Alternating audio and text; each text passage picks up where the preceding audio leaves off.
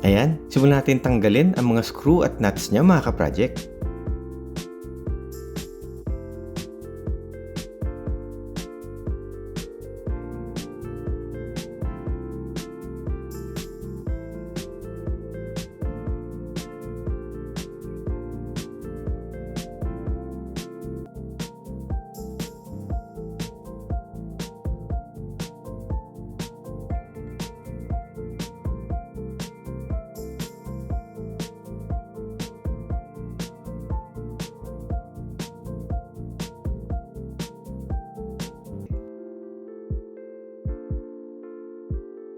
Ngayon naman, yung taillight area ang tanggalin natin.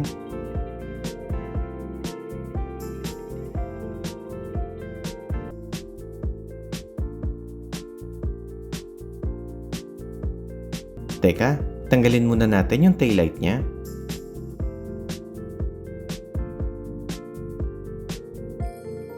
Naku, sobrang tigas ng mga screw niya. Lagyan muna nga natin ng lubricant. Sa harap, meron pa mga screw na dapat matanggal.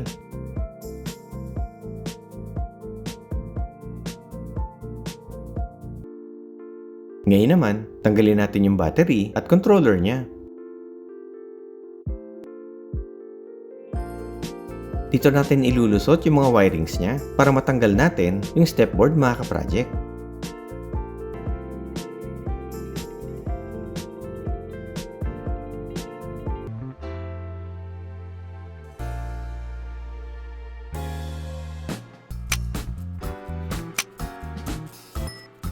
Ayan, natanggalan natin yung stepboard.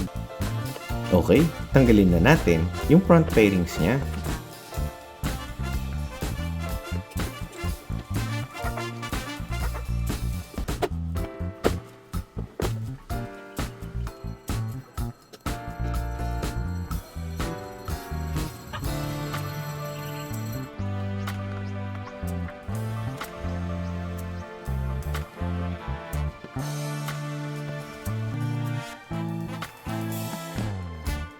At ayan, natanggalan natin yung front fairings niya mga ka-project.